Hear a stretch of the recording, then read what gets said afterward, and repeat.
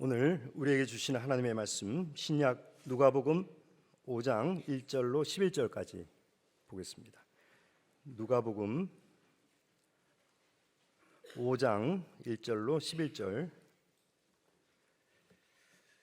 저와 여러분이 한 절씩 교독하겠습니다. 무리가 몰려와서 하나님의 말씀을 들을새 예수는 게네사렛 호숫가에 서서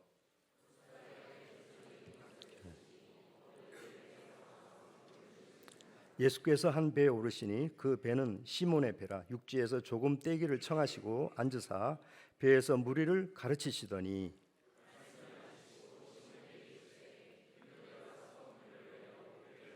시몬이 대답하여 이르되 선생님, 우리들이 밤이 새도록 수고하였으되 잡은 것이 없지만은 말씀에 의지하여 내가 그물을 내리리이다 하고, 이에 다른 배에 있는 동무들에게 손짓하여 와서 도와달라 하니 그들이 와서 두 배 채움에 잠기게 되었더라.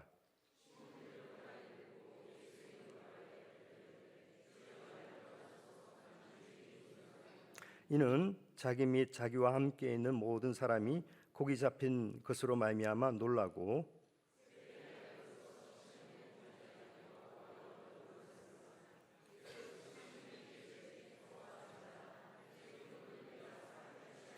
함께 읽습니다. 그들이 배들을 육지에 대고 모든 것을 버려두고 예수를 따르니라. 아멘. 할렐루야. 우리 하나님을 찬양합니다. 하나님 여러분 모두를 사랑하신 줄 믿습니다. 이 밤에 하나님의 임재를 느끼고 또 하나님의 평강을 충만히 받아 누리시기를 축복합니다. 읽은 본문 말씀 가지고 만선보다 귀한 축복이라는 제목으로 말씀을 나누겠습니다. 요즘 젊은 세대들이 잘 쓰는 말 중에 대박이라는 말이 있습니다. 원래는 크게 흥하다라는 그런 의미로 간간히 쓰이다가 드라마의 영향인지 감탄사가 되어버렸습니다. 그냥 깜짝 놀란다는 그 표현을 그냥 그렇게 표현하는 감탄사로 쓰는 것 같습니다. 원래는 이 박이란 바가지이고, 이제 이 말은 사실 도박판에 쓰여지는 그런 깨물 용어입니다. 그래서 굳이 영어로 번역하자면 잭팟 이렇게 할 수 있겠습니다. 네, 그런 의미가 아니고 요즘은 그냥 깜짝 놀랐다 하는 것을 그렇게 표현하는 것 같습니다. 갈릴리 호숫가에서 고기를 잡는 어부들에게는 이 대박을 항상 꿈꾸면서 일을 했을 것입니다. 여러분들이 이제 전도할 때 어떻게 전도하십니까? 예수 믿고 복 받으세요. 예수 믿고 대박 나세요. 예수 믿고 천국 가세요. 이렇게 전도하십니까? 그 말을 잘 보면 예수님은 그냥 수단에 불과하지 않습니다. 그냥 예수 믿고 천국 가는 것, 천국이 목표가 되고 구원이 목표가 되고 복이 목표가 되고, 그 목표를 이루기 위해서 예수님은 그냥 수단에 지나지 않는 의미가 좀 뉘앙스가 담겨 있습니다. 만약 예수 믿기로 했는데 복을 받지 못하고 고난을 받으면 어떻게 하시겠습니까? 복이 아니잖아 하고 예수님 안 믿겠다고 예수님 믿는 신앙을 버리시겠습니까?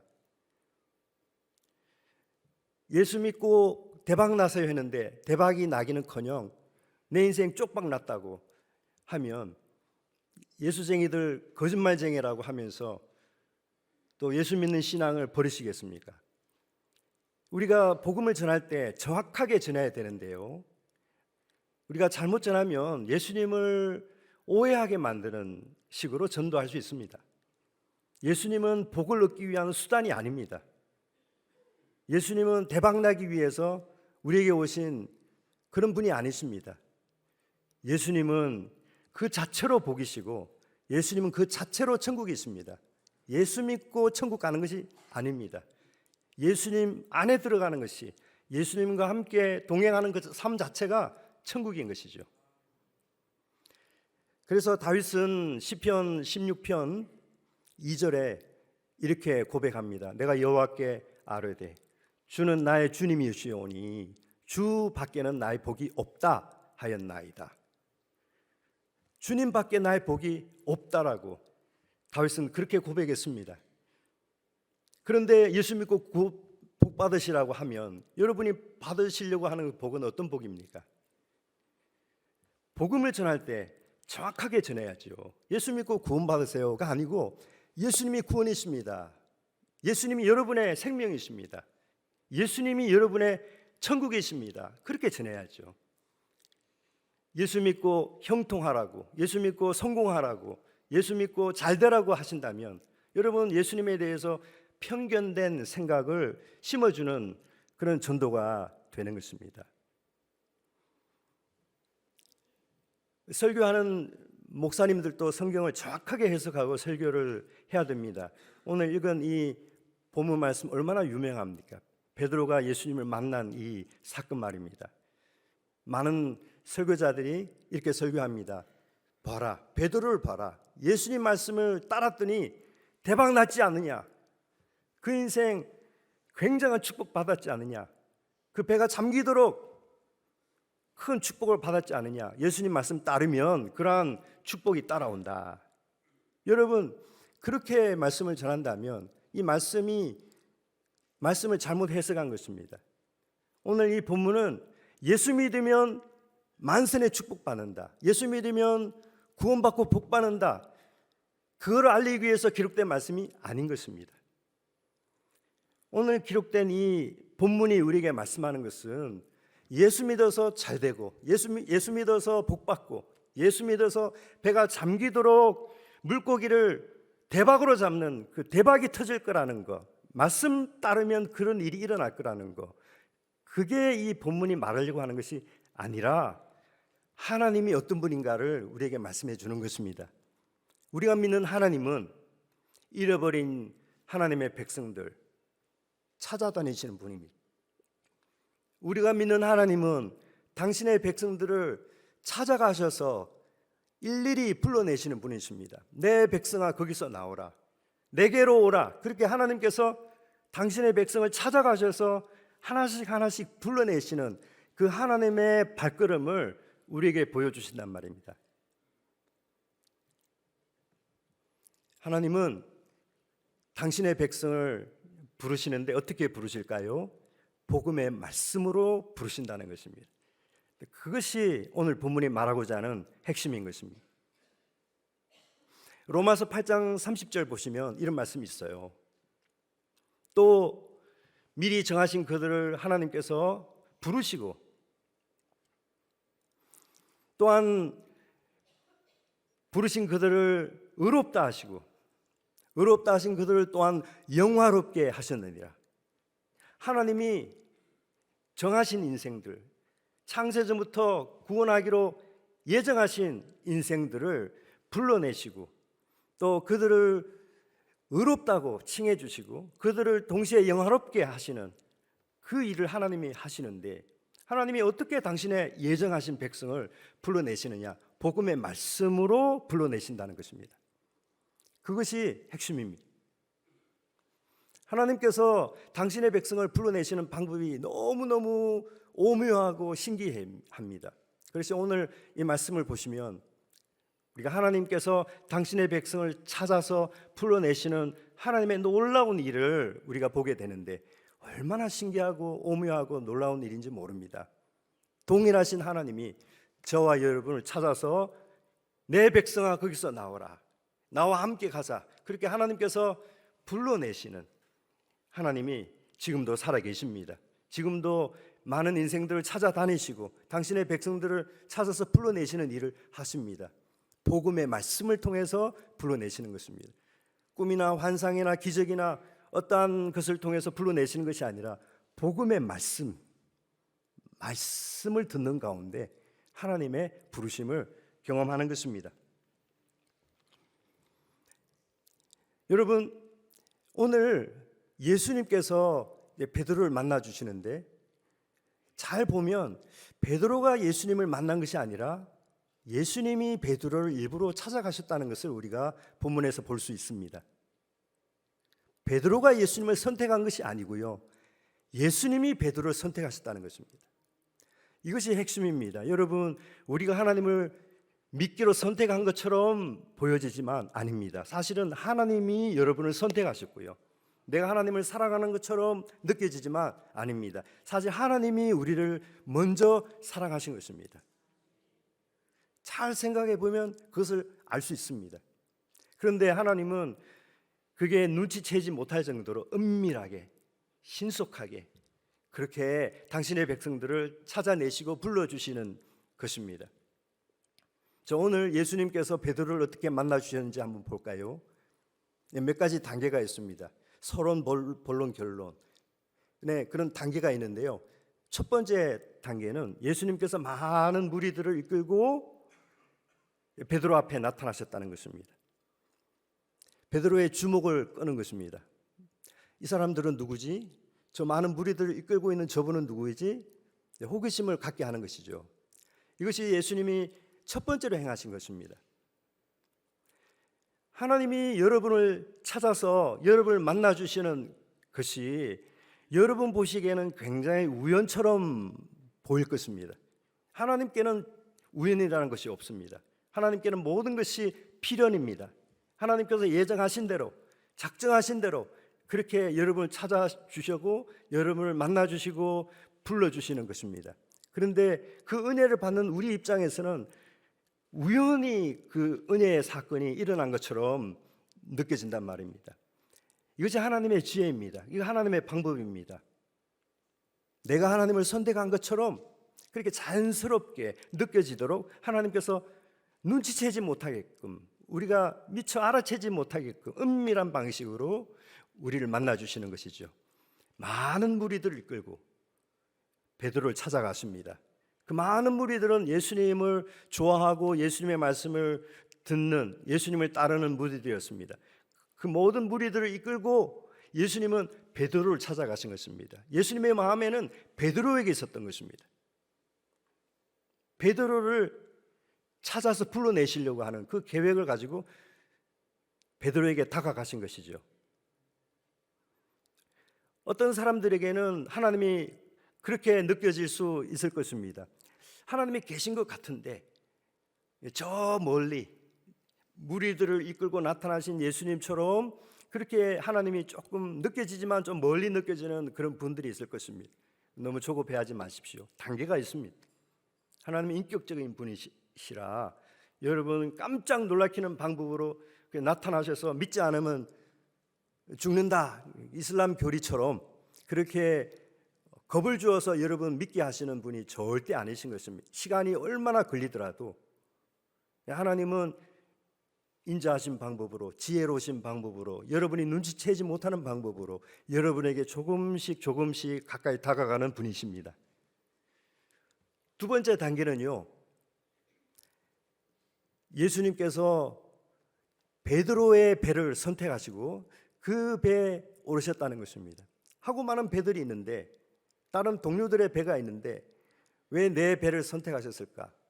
그 배에 오르셔서 예수님은 무리에게 말씀을 전하십니다. 이것이 베드로에게 특별한 의미가 있었습니다. 왜냐하면 여기 본문에 보시면 무태에서 떼기를 청하셨다 그랬습니다. 베드로의 배에 오르셔서 무리들에게 말씀을 전하시기 전에 조금 땅에서부터, 육지에서부터 조금 떨어질 수 있기를 청하셨다는 것이죠. 누구에게 청했을까요? 베드로에게 청했을 것입니다. 왜냐하면 그 배 주인이 베드로였기 때문에 그렇습니다. 배를 육지에서부터 갈릴리 호수 좀 떨어진 곳으로 밀어내려면 배의 주인이 이제 밀어야 되는 것이죠. 예수님께서 그것을 부탁하신 데는 특별한 이유가 있는 것입니다. 예수님께서 무태서부터 배를 이제 띄기를 청하지 않으셨다면 어떤 일이 생겼을까요? 수많은 무리들이 예수님께 달라붙어 가지고 예수님 말씀 들으려고 했습니다. 그렇기 때문에 배에서부터 이제 올라서 바로 말씀을 가르치시면 아마도 그물을 씻는 베드로는 아마 무리들로부터 밀려났을지 모릅니다. 그런데 베드로에게 조금 뗄 수 있는지를 청하셨기 때문에 베드로는 힘을 다해서 자신의 배를 호수 좀 가운데로 밀어냈을 것입니다. 그리고 예수님이 말씀을 가르치기 시작하셨다는 것입니다. 그 결과 베드로는 어쩔 수 없이 예수님의 말씀을 가장 잘 듣는 첫 번째 자리에 앉아서 말씀을 들을 수밖에 없었던 것이죠. 그것이 예수님의 배려이고 예수님의 지혜입니다. 예수님이 그렇게 청하지 않으셨다면 아마도 수많은 무리들 때문에 베드로는 하나님 말씀을 듣는 그 거리가 아마 멀리 좀 떨어졌을 것이고 그냥 그물을 씻는 데만 집중했을 것입니다. 그런데 예수님의 말씀을 듣는 가장 잘 들리는 그곳에 앉아서 이제 그물을 씻는 베드로는 사실 예수님의 말씀을 가장 잘 들을 수밖에 없는 그 곳에서 말씀을 듣는 것이죠. 그것이 베드로를 향한 예수님의 첫 번째 배려입니다. 여러분, 하나님의 말씀이 여러분에게 잘 들리십니까? 그러면 감사하십시오. 하나님이 여러분을 사랑하신다는 증거입니다. 말씀이 들린다는 것, 은혜입니다. 말씀이 들려진다는 것, 축복입니다. 들려지는데 뿐만 아니라 이해가 된다는 것, 더 놀라운 은혜입니다. 하나님께서 내가 들을 수 있게끔 그렇게 가까이 오셔서 말씀하시는 것입니다. 그러므로 이것이 얼마나 큰 은혜인지 모릅니다.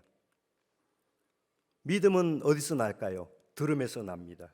로마서 10장 17절에 말씀합니다. 믿음은 들음에서 나며 들음은 그리스도의 말씀에서 말미암느니라 했습니다. 하나님 말씀을 들을 때 믿음이 생겨나는 것입니다.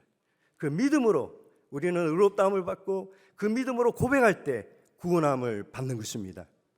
그러므로 하나님 말씀을 듣는다는 것, 그리고 그 말씀을 들을 수 있다는 것, 그 말씀을 들린다는 것, 놀라운 은혜요, 놀라운 축복입니다. 왜냐하면 그 속에 믿음이 생겨나는 거거든요. 하나님의 말씀은 빛입니다. 말씀이 들리는 것은 하나님의 빛이 내게 비추인다는 뜻입니다. 하나님의 말씀이 내 안에 비추이기 시작하면 내 안에 믿음이 생겨나는 것입니다. 그 믿음이 나를 구원케 하는 것이고 그 믿음이 산을 옮기는 능력이 있는 것입니다. 여러분, 사도행전 10장을 보시면 베드로가 이방인 고넬료와 이방인 몇몇을 앞에 두고 하나님의 말씀을 전합니다. 베드로가 이 말을 할 때에 성령이 듣는 모든 사람에게 내려오셨다, 그렇게 말씀하고 있습니다. 성령께서 언제 어떻게 임하시느냐? 물론 우리가 열심히 기도하고 주여 삼창하고 그렇게 기도할 때 성령이 우리에게 임하셔서 감동하시는 경우가 있습니다만 성령의 본질적인 사역은 말씀을 들을 때 역사하는 것입니다. 말씀을 믿음으로 들을 때, 믿음으로 듣는 자에게 하나님의 성령이 그에게 내려오시는 것입니다. 하나님께서 성령을 보내주셔서 그 심령을 감동시키시고 진동시키실 때 그에게 믿음이 생겨나는 것입니다. 그 믿음으로 우리는 고백할 때 놀라운 구원의 역사가 삶 속에서 일어나는 것입니다. 이것이 예수님이 베드로를 향하신 놀라운 사랑의 배려입니다. 베드로가 들을 수 있게끔, 여러분 생각해 보십시오. 간밤에 한 잠도 못 자고 밤새도록 고기를 잡았다 했습니다. 얼마나 피곤하겠습니까? 고기를 좀 잡았으면 힘이 더 날 텐데 한 마리도 잡지 못했으니 진짜 피곤한 것입니다. 그러한 베드로에게 예수님이 그렇게 배려하지 않으셨다면 그물을 씻으면서 예수님의 말씀이 한쪽 귀로 들려왔다가 한쪽 귀로 그냥 나갈 것입니다. 그런데 그런 베드로가 하나님의 말씀을 가장 가까이 들을 수 있게끔 예수님이 배려하셨기 때문에 도대체 이분이 하시는 말씀이 무엇일까? 베드로는 경청할 수밖에 없었던 것입니다. 그리고 경청하는 순간 뭔가 느껴졌습니다. 아, 이분의 말씀은 다르다. 이분의 말씀은 사람의 말이 아니겠구나. 하나님의 말씀일 수 있겠구나. 그 믿음이 생겨나기 시작한 것입니다.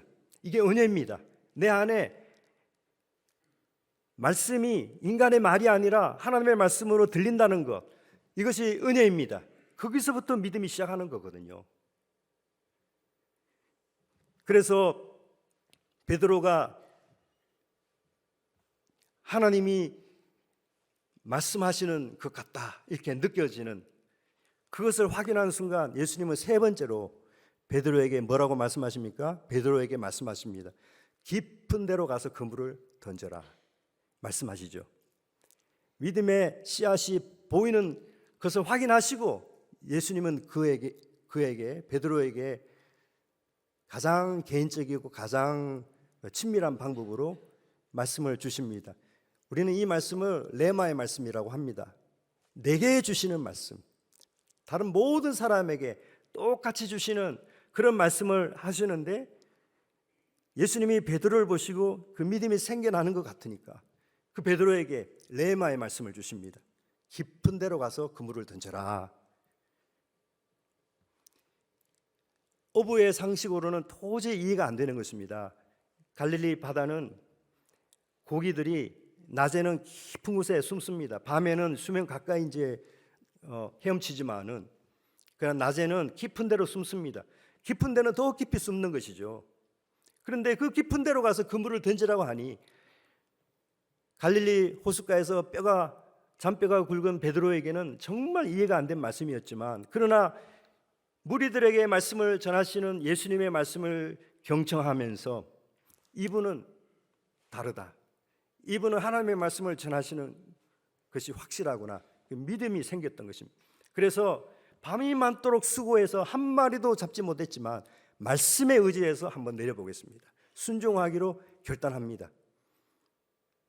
여러분, 이렇게 하나님이 우리에게 단계적으로 다가오시는데요, 처음에는 많은 무리들을 이끌고 그저 우리에게 주목을 끄는 그런 단계로 우리에게 다가오십니다. 조금 거리가 있죠. 그 다음 단계는 좀 더 가까이 다가오셔서, 근데 하필 내가 몰고 있는 내 배에 오르신 것입니다.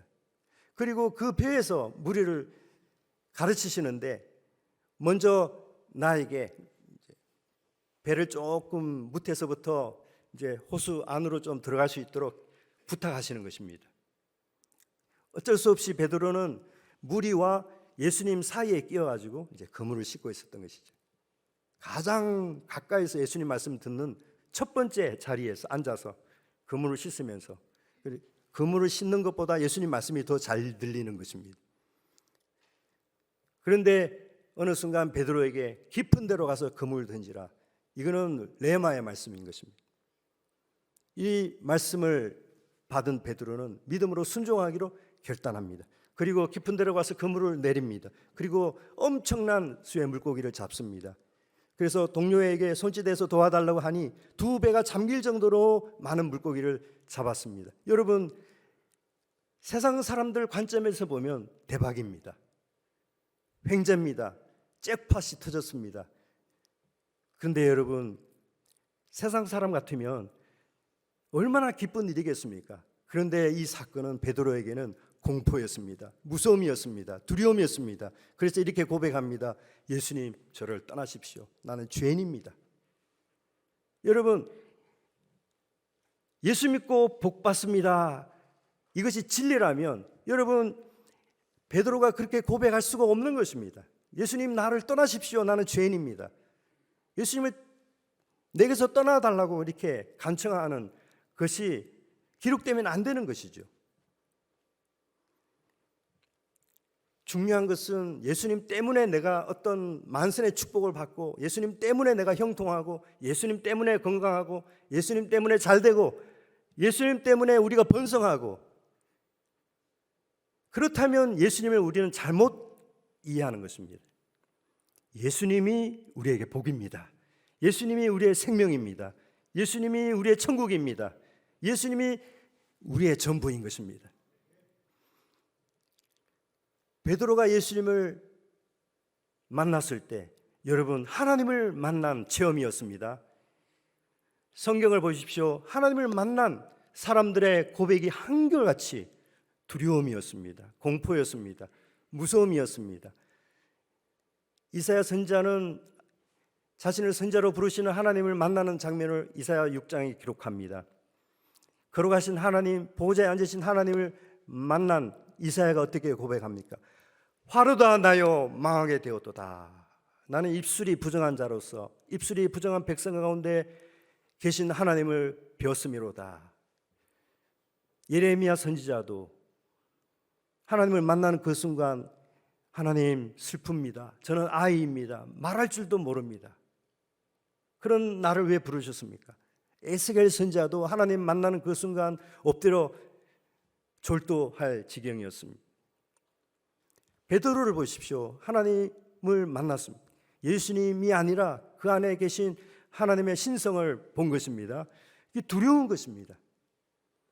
주님 만나는 것이 기쁜 사건이 아니고 주님을 만난 사람에게는 공포의 사건입니다. 거룩하신 하나님을 만나는 것은 내가 얼마나 끔찍한 죄인이라는 것을 발견하는 순간이기 때문에 두려운 것입니다. 죽음을 직면하는 것입니다. 하나님을 만난 모든 인생들의 한결같은 고백이 나 이제 죽었다. 나 이제 죽었다. 내가 죽음과 같구나라는 것을 고백하는 것입니다. 이것이 하나님을 만난 인생들의 공통된 특징입니다. 여러분이 하나님을 아는지를 어떻게 알까요? 여러분이 죄인이라는 것을 진심으로 아는 것을 통해서 여러분이 하나님을 안다는 것을 확인할 수 있는 것입니다. 하나님은 베드로에게 한 가지 더 깊게 이제 말씀을 하십니다. 그것은 나를 따라오너라. 내가 너로 사람 낚는 어부가 되게 하리라. 너의 인생은 고기 잡는 어부의 인생이 아니라 내가 너를 통해서 사람 낚는 그런 하나님의 도구로 내가 너를 쓰겠다 그것입니다. 인생을 향한, 내 인생을 향한 하나님의 계획이 따로 있구나라는 것을 베드로가 발견하게 된 것입니다. 이렇게 베드로에게 다가오신 하나님의 말씀은 이렇게 단계적으로 다가가는 것입니다. 여러분 중에 어떤 분은 첫 번째 단계에 그냥 머물러 있을 것입니다. 또 어떤 분은 두 번째 단계에 있을 것이고, 또 어떤 분은 세 번째 단계에 있을 것입니다. 또 어떤 분들은 네 번째 단계, 내 인생을 향하신 하나님의 계획을 발견하고 두렵고 떨리는 마음으로 주님을 따르기로 결정하는 그런 분들이 있을 수 있습니다. 하나님을 알아가는 단계가 있다는 것입니다. 여러분, 만선보다 귀한 축복 여기 있습니다. 하나님을 만나는 것입니다. 하나님을 아는 것입니다. 하나님을 경험하는 것입니다. 내가 하나님을 안다는 것을 어떻게 알 수 있을까요? 하나님의 말씀이 사람의 말이 아니라 하나님의 말씀이라는 것을 아는 것입니다. 그리고 내가 죄인이라는 것, 이것을 아는 것입니다. 하나님이 얼마나 거룩하신 분인지, 그리고 나는 죄인이라는 것, 이거를 아는 것입니다.